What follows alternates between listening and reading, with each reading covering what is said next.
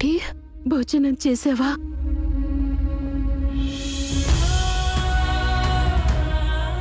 నిన్ను చూడాలని. మీరు ఇక్కడికి వస్తారా? వస్తాను భూమి.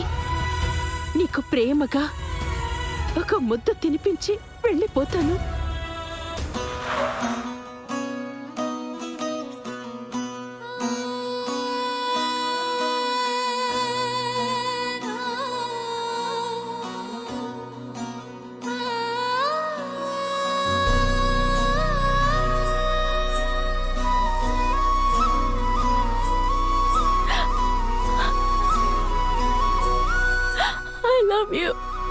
I love you so much. నా ఇంటి ముందు రోజు వేసే